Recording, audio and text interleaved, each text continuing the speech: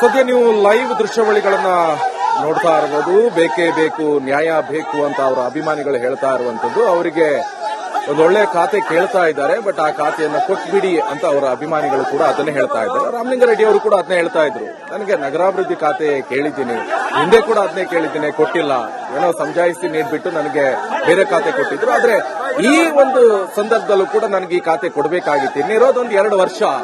ಸ್ವಂತ ಸಂದರ್ಭದಲ್ಲಿ ಸಾಕಷ್ಟು ಸವಾಲುಗಳು ಕೂಡ ಡಿ ಕೆ ಶಿವಕುಮಾರ್ ಅವರಿಗೆ ಇರುವಂತದ್ದು. ಈಗ ಒಬ್ಬರು ರಾಜೀನಾಮೆ ಕೊಟ್ಟರು, ಈಗ ನೆಕ್ಸ್ಟ್ ಈಗ ಇದೇ ತರ ಆದ್ರೆ ಮುಂದೆ ಏನು ಅಂತ. ಈಗ ಸಚಿವ ಸ್ಥಾನ ಬೇಕು ಬೇಕು, ಸಚಿವ ಸ್ಥಾನದ ಆಕಾಂಕ್ಷಿಗಳು ಸಾಕಷ್ಟು ಜನ ಇರ್ತಾರೆ. ಅಂತ ಸಂದರ್ಭದಲ್ಲಿ ಏನಾಗುತ್ತೆ ಅಂತ ಹೇಳಿದ್ರೆ ಅವರಿಗೆ ಸಚಿವ ಸ್ಥಾನ ಕೊಡ್ತಾರೆ. ಆ ಸಂದರ್ಭದಲ್ಲಿ ಮತ್ತೆ ಖಾತೆ ಶುರುವಾಗುತ್ತಂತ ಹೈಕಮಾಂಡ್ಗೂ ಕೂಡ ಈಗ ಟೆನ್ಷನ್ ಶುರುವಾಗಿದೆ.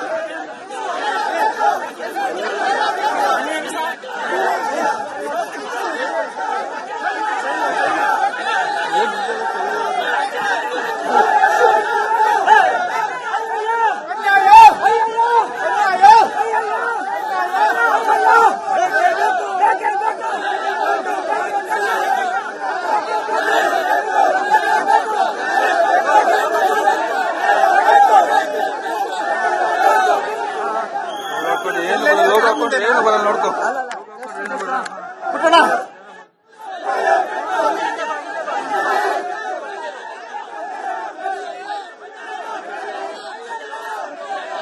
ಏನು ರಾಮಲಿಂಗಾರೆಡ್ಡಿ ಅವರು ತೆರಳ್ತಾ ಇದ್ದಂತೆ ಇದೀಗ ಕಾರಿಗೆ ಕಾರ್ಯಕರ್ತರು ಅಡ್ಡಲಾಗಿ ನ್ಯಾಯ ಬೇಕು ಅನ್ನುವಂತಹ ಕೂಗನ್ನ ಕೂಡ ಮಾಡ್ತಾ ಇರುವಂತದ್ದು. ಕಚೇರಿಯ ಮುಂಭಾಗದಲ್ಲಿ ಹೈಡ್ರಾಮಾ ನಡೀತಾ ಇದೆ, ಗಮನಿಸ್ತಾ ಇರಬಹುದು, ದೃಶ್ಯಾವಳಿಗಳಿಗೆ ಗಮನಿಸ್ತಾ ಇರಬಹುದು. ಏನು ರಾಮಲಿಂಗಾರೆಡ್ಡಿ ಅವರು ಕಚೇರಿಯಿಂದ ತೆರಳ್ತಾ ಇದ್ದಂತೆ ಇದೀಗ ಕಾರ್ಯಕರ್ತರು ಕಾರಿಗೆ ಅಡ್ಡಲಾಗಿ ಬರ್ತಾ ಇರುವಂತದ್ದು. ಕಚೇರಿಯ ಮುಂಭಾಗದಲ್ಲಿ ಒಂದು ರೀತಿಯಾದಂತಹ ಹೈಡ್ರಾಮಾವೇ ಸೃಷ್ಟಿ ಆಗ್ತಾ ಇದೆ. ನಮಗೆ ನ್ಯಾಯ ಬೇಕು, ಮತ್ತೆ ಬೆಂಗಳೂರು ಉಸ್ತುವಾರಿ ಸಚಿವರನ್ನಾಗಿ ಮಾಡಬೇಕು ಅನ್ನುವಂತಹ ಒಂದು ಒತ್ತಾಯವನ್ನ ಕಾರ್ಯಕರ್ತರು ಮಾಡ್ತಾ ಇದ್ದಾರೆ. ಕಾರಿನ ಮುಂಭಾಗದಲ್ಲಿ ಮತ್ತೆ ಹಿಂಭಾಗದಲ್ಲಿ ಎಲ್ಲಾ ಕಡೆ ಕೂಡ ಕಾರ್ಯಕರ್ತರು ಸೇರಿಕೊಳ್ತಾ ಇದ್ದಾರೆ. ಕಾರ್ಯಕರ್ತರು ತಮ್ಮ ಅಳಲನ್ನ ತೋಡಿಕೊಳ್ತಾರೆ.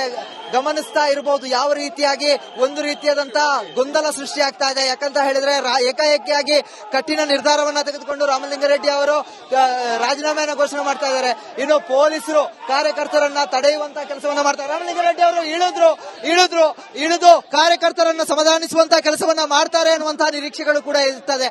ಯಾಕಂತ ಹೇಳಿದ್ರೆ ಗಮನಿಸ್ತಾ ಇರಬಹುದು ರಾಮಲಿಂಗಾರೆಡ್ಡಿ ಅವರನ್ನ ಕಾರಿಂದ ಇಳಿದು ಇದೀಗ ಅವರನ್ನ ಒಂದಿಷ್ಟು ಕಾರ್ಯಕರ್ತರು ಏನಿದ್ದಾರೆ ಅವರನ್ನ ಮನವೊಲಿಸುವಂತಹ ಕೆಲಸವನ್ನ ಮಾಡಿದ್ರು, ತೆರಳಿ ಅಂತ ಹೇಳಿ ಮನವೊಲಿಸುವಂತಹ ಕೆಲಸವನ್ನ ಮಾಡಿದ್ರು. ಆದ್ರೂ ಕೂಡ ಕಾರ್ಯಕರ್ತರು ಕೂಡ ಯಾವುದೇ ರೀತಿಯಾಗಿ ಅವರ ಮಾತುಗಳಿಗೆ ಒಪ್ಪಿಕೊಳ್ತಾ ಇಲ್ಲ. ಅದ್ರ ಜೊತೆಗೆ ಅವರನ್ನು ಅಡ್ಡ ಮಾಡುವಂತ ಕೆಲಸವನ್ನ ಮಾಡ್ತಾರೆ. ಸದ್ಯ ಇದೀಗ ರಾಮಲಿಂಗಾರೆಡ್ಡಿ ಅವರು ಕಚೇರಿಯತ್ತ ಕಚೇರಿಯಿಂದ ತೆರಳ್ತಾ ಇರುವಂತದ್ದು. ಅವರ ಹಿಂಬಾಲಕರು ಅವರ ಹಿಂದೆ ಹೋಗ್ತಾ ಇರುವಂತದ್ದು ಗಮನಿಸ್ತಾ ಇರಬಹುದು. ಯಾವ ರೀತಿಯಾದಂತಹ ಪರಿಸ್ಥಿತಿ, ಒಂದು ಕಡೆಯಲ್ಲಿ ಗೊಂದಲದ ವಾತಾವರಣ ಸೃಷ್ಟಿಯಾಗ್ತಾ ಇದೆ. ಇದರಿಂದಾಗಿ ಅನೇಕ ರೀತಿಯಾದಂತಹ ಒಂದಿಷ್ಟು ಸಮಸ್ಯೆಗಳು ಕೂಡ ಎದುರಾಗ್ತಾ ಇರುವಂತದ್ದು. ಕ್ಯಾಮರಾ ಪರ್ಸನ್ ಶಿವು ಜೊತೆಗೆ ಚರಣ್, ರಿಪಬ್ಲಿಕ್ ಕನ್ನಡ, ಬೆಂಗಳೂರು.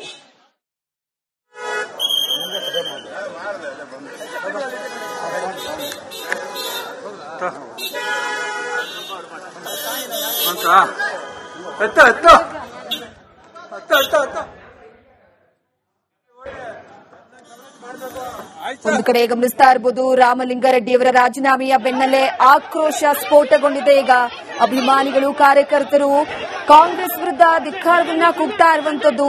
ರಾಮಲಿಂಗಾರೆಡ್ಡಿ ಅವರಿಗೆ ಸ್ಥಾನಮಾನ ಕೊಡುವಂತಹ ನಿಟ್ಟಿನಲ್ಲಿ ಯಾವ ರೀತಿಯಾಗಿ ಈಗ ಅವರ ರಾಜೀನಾಮೆಗೆ ಕಾರಣವಾಗಿರುವಂತದ್ದು. ಹಾಗಾಗಿ ಸದ್ಯದ ಮಟ್ಟಿಗೀಗ ಆಕ್ರೋಶದ ಕಟ್ಟೆ ಹೊಡೆದಿದೆ.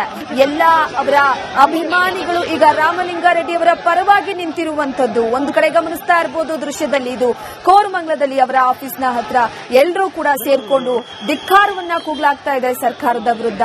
ರಾಮಲಿಂಗಾರೆಡ್ಡಿ ಅವರು ಸಾಕಷ್ಟು ರೀತಿಯಲ್ಲಿ ಸರ್ಕಾರಕ್ಕಾಗಿರ್ಬೋದು, ಪಕ್ಷಕ್ಕಾಗಿರ್ಬೋದು ದುಡಿದಿರುವಂತಹ ನಿಷ್ಠಾವಂತ ಕಾರ್ಯಕರ್ತನಾಗಿ ಸಚಿವ ಸ್ಥಾನದ ಜೊತೆಗೆ ಶಾಸಕ ಸ್ಥಾನವನ್ನ ಕೂಡ ನಿಭಾಯಿಸಿದ್ದಾರೆ. ನಡೆಸ್ಕೊಂಡು ಹೋಗಿದ್ರು.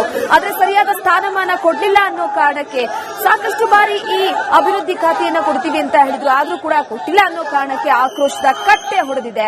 ಒಂದು ಕಡೆ ಅಭಿಮಾನಿಗಳೆಲ್ಲ ಕೂಡ ಸದ್ಯಕ್ಕೆ ಸ್ಥಳದಲ್ಲಿ ಆಕ್ರೋಶದ ಘೋಷಣೆಗಳನ್ನ ಕೂಗ್ತಾ ಇರುವಂತದ್ದು ರಾಮಲಿಂಗ ರೆಡ್ಡಿ ಅವರ ಅಭಿಮಾನಿಗಳು. ಯಾಕಂದ್ರೆ ಈ ಹಿಂದೆ ಕೂಡ ರಾಮಲಿಂಗ ರೆಡ್ಡಿ ಅವರು ಹೇಳ್ತಾ ಇದ್ರು, ಇಲ್ಲ ಬೆಂಗಳೂರು ಉಸ್ತುವಾರಿಕೆಯನ್ನ ಕೊಡುವ ವಿಚಾರಕ್ಕೆ ಸಂಬಂಧಪಟ್ಟಂತೆ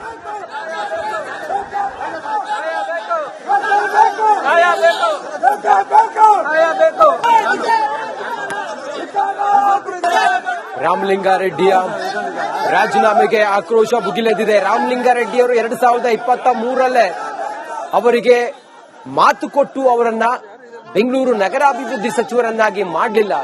ಆ ನಂತರವೂ ಕೂಡ ಅವರು ಅದೆಲ್ಲವನ್ನ ಸಹಿಸಿಕೊಂಡಿದ್ರು. ಈಗ ಡಿಕೆ ಶಿವಕುಮಾರ್ ಅವರೇ ಹೇಳಿದ ಹಾಗೆ ಕೊಟ್ಟ ಮಾತಿನಂತೆ ಡಿಕೆ ಶಿವಕುಮಾರ್ ಅವರು ನಡೆದುಕೊಳ್ಳಲಿಲ್ಲ. 8 ಬಾರಿ ಶಾಸಕರಾಗಿರುವ ರಾಮಲಿಂಗಾರೆಡ್ಡಿ ಈ 53 ವರ್ಷದ ತಮ್ಮ ರಾಜಕೀಯ ಅನುಭವದಲ್ಲಿ 4 ದಶಕಗಳ ರಾಜಕೀಯ ಅನುಭವದಲ್ಲಿ ಅವರು ಬೇರೆ ಬೇರೆ ಖಾತೆಗಳನ್ನ ನಿರ್ವಹಿಸಿದ್ರು. ರಾಮಲಿಂಗಾರೆಡ್ಡಿಯಂತಹ ಹಿರಿಯ ಕಾಂಗ್ರೆಸ್ಸಿಗನಿಗೆ ಕಾಂಗ್ರೆಸ್ನ ಡಿಕೆ ಶಿವಕುಮಾರ್ ಅವರು, ಮುಖ್ಯಮಂತ್ರಿ ಡಿಕೆ ಶಿವಕುಮಾರ್ ಅವರು ಮಾಡಿದಂತ ಅನ್ಯಾಯ ಇದು. ಮುಂದೆ ಜಿಬಿಎ ಚುನಾವಣೆಗೆ ಅಣಿಯಾಗ್ತಿರುವಂತ ಕಾಂಗ್ರೆಸ್ ಪಕ್ಷ ಇಂಥ ಸಮಯದಲ್ಲಿ ಬೆಂಗಳೂರು ನಗರಾಭಿವೃದ್ಧಿಯನ್ನ ಬೆಂಗಳೂರಿನ ಮೇಲೆ ಹಿಡಿತಾ ಇರುವಂತ ರಾಮಲಿಂಗಾರೆಡ್ಡಿ ಅವರಿಗೆ ಕೊಡಬೇಕಾಗಿತ್ತು. ಆದ್ರೆ ರಾಮಲಿಂಗಾರೆಡ್ಡಿ ಅವರನ್ನ ಕೈಬಿಟ್ಟು ನೀವು ಕೃಷ್ಣ ಬೈರೇಗೌಡರಿಗೆ ಬೆಂಗಳೂರು ನಗರಾಭಿವೃದ್ಧಿ ಖಾತೆಯನ್ನ ಕೊಟ್ಟಿದ್ದೀರಿ. ಇದರಿಂದಾಗಿ ರಾಮಲಿಂಗಾರೆಡ್ಡಿ ಅವರ ಮನಸ್ಸಿಗೆ ಬಹಳ ನೋವಾಗಿದೆ. ರಾಮಲಿಂಗಾರೆಡ್ಡಿ ಅವರು ಈ ಕಾರಣದಿಂದಲೇ ನಾನು ಡಿಕೆ ಶಿವಕುಮಾರ್ ಅವರ ಮಂತ್ರಿಮಂಡಲದಲ್ಲಿ ಇರೋದೇ ಇಲ್ಲ ಅಂತ ಹೇಳಿ ರಾಜೀನಾಮೆಯನ್ನ ಕೊಟ್ಟಿದ್ದಾರೆ. ಜಲಸಂಪನ್ಮೂಲ ಖಾತೆಯ ಬಗ್ಗೆ ಅವರಿಗೆ ಯಾವುದೇ ಮಾಹಿತಿಯೂ ಇಲ್ಲ.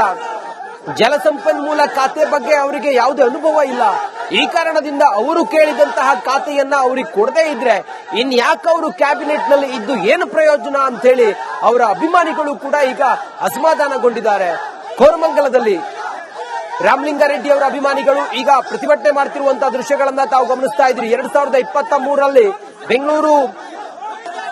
ಬೆಂಗಳೂರು ನಗರಾಭಿವೃದ್ಧಿ ಖಾತೆಯನ್ನ ಕೊಡ್ತೀನಿ ಅಂತೇಳಿ ಹೇಳಿದವರು ಮಾತು ಕೊಟ್ರಿ.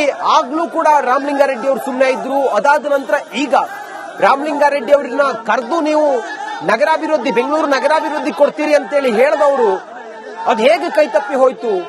ಡಿಕೆ ಶಿವಕುಮಾರ್ ಅವರೇ ಹೇಳ್ತಾರಲ್ಲ, ಕೊಟ್ಟ ಮಾತಿನಂತೆ ನಡೆದುಕೊಳ್ಳಬೇಕು ಅಂತೇಳಿ ಹೇಳುವಂತ ಡಿಕೆ ಶಿವಕುಮಾರ್ ಅವರಿಗೆ ರಾಮಲಿಂಗಾರೆಡ್ಡಿ ಅವರ ವಿಚಾರದಲ್ಲಿ